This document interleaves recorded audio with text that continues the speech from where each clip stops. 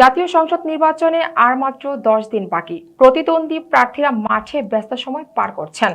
ভোটারদের দ্বারে দ্বারে ঘুরে ভোট প্রার্থনায় মেতে উঠেছেন তারা।